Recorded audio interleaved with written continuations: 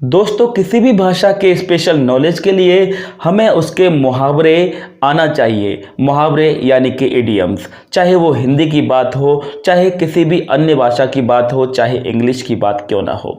English के छोटे छोटे सेंटेंसेस तो लोग सीख जाते हैं, और इंग्लिश के छोटे छोटे सेंटेंसेस जो रोज बोले जाते हैं उनकी एक सीरीज मैंने शुरू की है। लगातार उसमें मैं वीडियो अपलोड करता जा रहा हूँ। अगर आपने वो सीरीज नहीं देखी है, वो वीडियोज नहीं देखे हैं, तो हमारे प्लेलिस्ट कॉलम में जाइए और वहां पर आपको मिलेगा अक्सर बोले जाने वाले इंग्लिश के सेंटेंसेज। वहां पर आपको वो सेंटेंसेज मिल जाएंगे, आप वहां देख सकते हैं। लेकिन बात कर रहा हूं यहां पर स्पेशल नॉलेज की।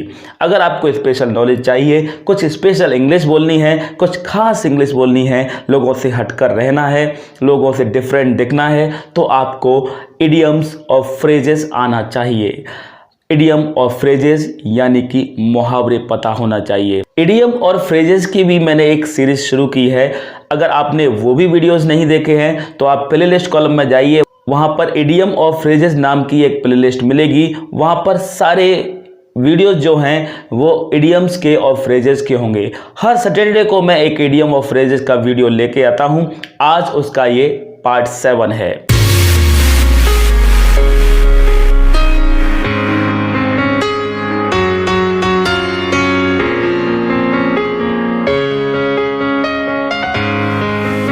Hello everyone, this is Sumangal Sikarbar and we are watching English way academy. तो इडियम और फ्रेजेज का ये पार्ट 7 है। आज के इडियम में से पहला इडियम है आधा ज्ञान संकट समान। जिस व्यक्ति को कम ज्ञान होता है, कम नॉलेज होता है, वो बहुत ज्यादा बकबक करता है और अपने आप का बहुत ज्यादा शो अप करता है। ऐसे व्यक्ति के लिए कहा जाता है आधा ज्ञान संकट समान। इसे इंग्लिश में कहा जाएगा a little knowledge is a dangerous thing. आपने अक्सर सुना होगा, लोग कहते हैं कुत्ते की दुम कभी सीधी नहीं हो सकती।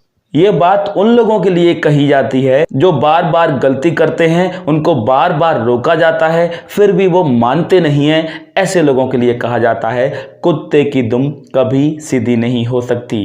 इसे इंग्लिश में कहा जाएगा a leopard can't change its spot. A leopard can't change its spot. कुत्ते की दुम कभी सीधी नहीं हो सकती। आपने ये भी अक्सर सुना होगा, जो गरजते हैं वो बरसते नहीं। ये उन लोगों के लिए कहा जाता है जो बहुत लंबी लंबी हाँकते हैं, लंबी लंबी फेंकते हैं और ये कहते हैं मैं ये कर दूंगा, वो कर दूंगा, और किसी को मारने की धमकी दिया करते हैं, लेकिन करते कुछ नहीं है। ऐसे लोगों के लिए कहा जाता है जो गरजते हैं वो बरसते नहीं। इसे इंग्लिश में कहा जाएगा बार्किंग डॉग्स सेल्डम बाइट। जो गरजते हैं वो बरसते नहीं। एक मुहावरा अक्सर यूज किया जाता है हिंदी में, दान में मिली बछिया के दांत नहीं गिने जाते। ये बात तब बोली जाती है जैसे कोई चीज आपको फ्री ऑफ कॉस्ट मिल रही है, मुफ्त में मिल रही है, आप उसमें भी कसर निकाल रहे हैं। ये नहीं ये चाहिए, ये नहीं ये चाहिए, गिफ्ट में कुछ मिल रहा है उसमें कमी निकाल रहे हैं। उस कंडीशन में कहा जाता है दान में मिली बछिया के दांत नहीं गिने जाते। यानी कि आपको तो फ्री में ही मिल रहा है, उसमें कसर निकालने की या कमी निकालने की जरूरत ही क्या है। जो मिल रहा है उसे रख लो क्योंकि फ्री ऑफ कॉस्ट है। इसे इंग्लिश में कहा जाएगा beggars can not be choosers. Beggars can not be choosers. दान में मिली बछिया के दांत नहीं गिने जाते। एक बात और अक्सर सुनने को मिलती है कि अपना अपना होता है, पराया पराया होता है। ये तब बोला जाता है जब आप अपने खास रिश्तों की बात कर रहे हैं और दूसरों के बारे में कह रहे हैं भैया उसे छोड़ो, अपने खास रिश्ते को देखो। इसे इंग्लिश में कहा जाता है blood is thicker than water. आप समझ भी गए होंगे, blood is thicker than water.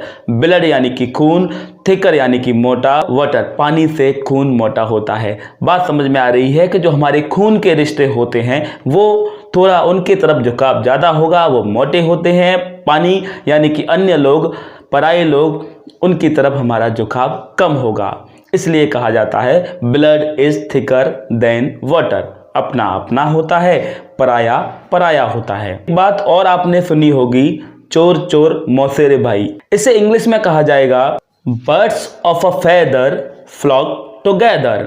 Birds of a feather flock together. चोर चोर मौसेरे भाई, यानी कि एक समान हैबिट्स वाले लोगों को कहा जाता है, उन लोगों के लिए ये सेंटेंस यूज किया जाता है, सेंटेंस नहीं सॉरी मुहावरा या इडियम यूज किया जाता है। ऐसे लोग जिनकी आदतें, जिनका करना धरना, जिनकी चाल ढाल, जिनकी सब कुछ, जिनके बारे में जिनकी सोच सब कुछ एक सी है, ऐसे लोगों के लिए कहा जाता है चोर चोर मौसेरे भाई। आपने एक मुहावरा और सुना होगा, अक्सर कहा जाता है कि समझदार के लिए इशारा काफी। ये बात तब बोली जाती है संकेतों में कोई बात कही जा रही है या फिर कुछ इशारों में या किसी के जरिए कोई बात कही जा रही है, उसे समझ में नहीं आ रहा, तब कहा जाता है कि समझदार के लिए इशारा काफी। मतलब अगर तुम समझदार हो तो इतने में ही समझ जाओ, समझदार के लिए इशारा काफी। इसे इंग्लिश में कहा जाएगा a word to the wise is enough. A word to the wise is enough, समझदार के लिए इशारा काफी। यानी कि पूरा एक सेंटेंस अगर बोलना चाहते हैं, होशियार या वाइस व्यक्ति के लिए, वाइस व्यक्ति के सामने आपको केवल एक वर्ड भी बोलना पड़ेगा, एक वर्ड भी आप बोल देंगे एक सेंटेंस की बजाय, तो वो समझ जाएगा कि क्या कहने की कोशिश की जा रही है। तो इंग्लिश में भी और हिंदी में भी क्लियरली समझ में आ रहा है, a word to the wise is enough. Wise यानी कि बुद्धिमान को एक शब्द ही काफी है, पूरी बात नहीं कहनी होती। ऐसे ही इंग्लिश में कहा जाता है, हिंदी में कहा जाता है यहाँ पर कि समझदार के लिए इशारा ही काफी। वहाँ इशारा ही काफी वो जोड़ दिया है और यहाँ पर एक शब्द ही काफी जोड़ दिया है। तो भैया ये थे आज के सैटरडे स्पेशल मुहावरे, जिन्हें हमने इंग्लिश में इडियम्स और फ्रेजेस में बताया, कब कब कहाँ कहाँ यूज किए जाते हैं ये भी मैंने बताया। ये वीडियो कैसा लगा कमेंट बॉक्स में जरूर बताइएगा। हर सैटरडे को मैं एक इडियम और फ्रेजेस का वीडियो लेके आता हूं आपके पास। अगर आप फर्स्ट टाइम हमारे चैनल पर आए हैं तो चैनल को सब्सक्राइब जरूर कर दीजिए अगर आपने अभी तक सब्सक्राइब नहीं किया है, और उसके बाद बेल आइकन को क्लिक कर दीजिए, क्योंकि इंग्लिश से जुड़ी हुई कोई भी आपकी समस्या है उसके सारे सॉल्यूशन मैं यहाँ पर लेके जरूर आता हूँ। और हर सैटरडे को आपको वीडियोस लेके आता हूँ मुहावरों का। वैसे पर डे रेगुलरली कम से कम 2-3 वीडियोज यहाँ पर उपलब्ध कराए जाते हैं, अपलोड किए जाते हैं। तो हमारे चैनल पर बने रहिए, बहुत सारे इंग्लिश के नॉलेज से भरी हुई बातें यहाँ पर बताई जाती हैं। English spoken, chapter reading, newspaper reading और कॉम्पिटिटिव इंग्लिश, सब कुछ यहाँ पर सिखाया जाता है। So that's enough for today. Thanks for watching video.